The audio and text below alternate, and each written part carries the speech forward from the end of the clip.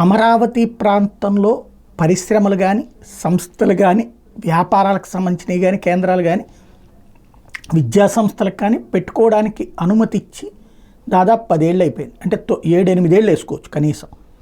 ఎందుకంటే చంద్రబాబు గారు వచ్చిన తర్వాత అమరావతిది సెట్ కావడానికి ఒక ఏడాది పట్టింది. ఆ తర్వాత నుంచి ఈ అనుమతులు ఇవ్వడం ప్రారంభించారు.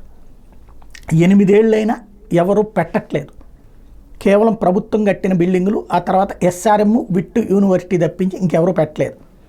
ఎందుకు అంటే అక్కడే తెలివైనటువంటిది ఏంటంటే నగరం బాగుపడ్డాక, నగరంగా తయారయ్యాక వద్దామని వీళ్ళు వస్తే కదా నగరంగా తయారయ్యేది అన్నటువంటిది ఇటు చంద్రబాబు గారు. అది తేలట్లేదు. ఈలోపు జగన్ వచ్చాడు. జగన్ వచ్చాక శాంతం పక్కకి వెళ్ళిపోయింది. అది అమరావతి 3 రాజధానులు అనేటప్పటికి ఇది పక్కకి వెళ్ళిపోయింది. దాని ఇంపాక్ట్ అలాగే అనుభవించినటువంటి పరిస్థితి. ఇప్పుడు తాజాగా చంద్రబాబు గారు అమరావతికి సంబంధించి CRDA సమీక్ష సందర్భంగా వాటి సంగతి తేల్చమని చెప్పారు.